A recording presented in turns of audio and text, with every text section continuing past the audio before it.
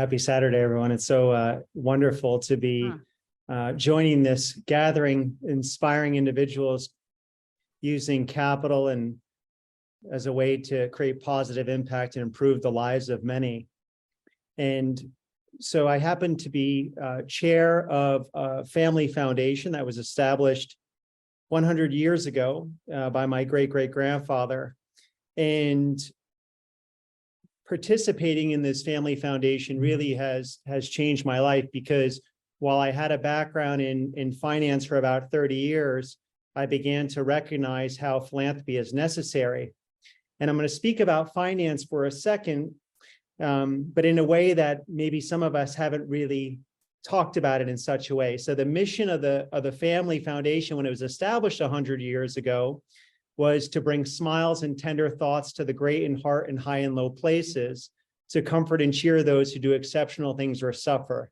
Now, those aren't the kind of words that you typically hear when you talk about the movement of money and the creation of financial vehicles, but it can be a powerful tool to improve the lives of many. So so we've been making grants for about 100 years now, and to about 50 to 100 nonprofits a year.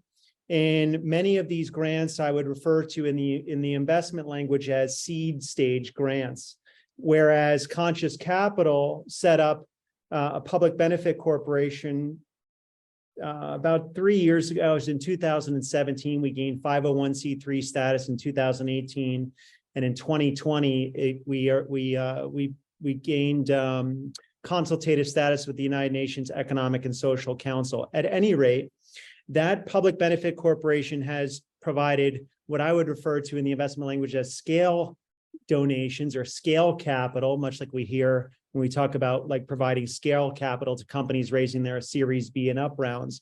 And we've made these grants of about 16 million over the last 2 or 3 years to various nonprofit organizations globally, but namely those that improve the health of women, the safety of women, and women's education.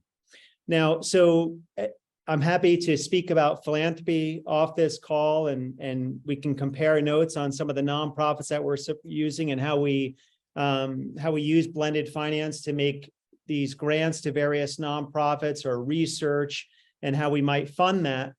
Then on the other side, as Joanne mentioned, on the investment side, Conscious Capital has been investing in companies that improve human health and planetary health and advance gender equality.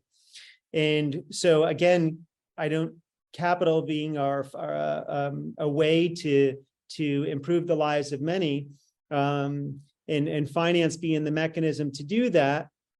We look like a traditional asset management firm, both on the investment side and mirrored on the philanthropy side, actually. So we have various special interest funds, like thematic funds, that make these grants to research and nonprofits and institutions and so on.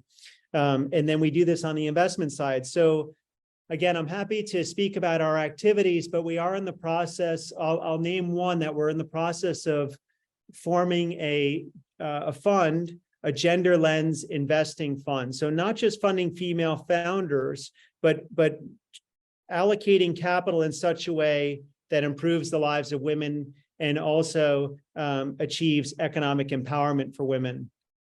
So Joanne, I'll pause, and just if there's something you want me to speak about or any questions you have, but I'd like to, of course, introduce you to one of our potential portfolio companies. Yeah, that would be great. I think probably, Robert, a commitment for, working on the technology for women's health funds, since you are deploying a gender lens fund, if you can work with that with us, using both of your hats. That's been most of the conversation earlier today. Yes, we have a very unique structure that, for Conscious Capital. I mean, it's for-profit. We have for-profit funds. We have a public benefit corporation underneath that. There's a holding company. We have LLCs underneath that. So whenever we generate investment returns, the partners have agreed that 10% of the profits will be donated to nonprofits. So then we can actually push that, and we can make grants from the nonprofit, or we can push that down into a for-profit fund and then make investments through that. And then the profits go back into the nonprofit. It's just like, it sounds like complicated plumbing, but it's just a way to move the money towards whether it's from a for-profit or nonprofit. Ultimately, what we're looking for is to create impact as well as financial returns. So how do we do well by doing good? So anyway, I'm going to move on here to one of our potential portfolio companies that we're really excited about. It's a company that is based in Switzerland and in Lausanne, Switzerland, and it's called Pristem. And I'm going to hand it over to Lars. But why we're excited about this company is because there's a large population of people who do not have access to an X-ray machine, quite simply put. And so you have thousands of people walking around with tuberculosis who aren't even aware of it. So we identified a company that is solving this problem using Swiss technology and putting these X-ray machines in these locations that can serve many.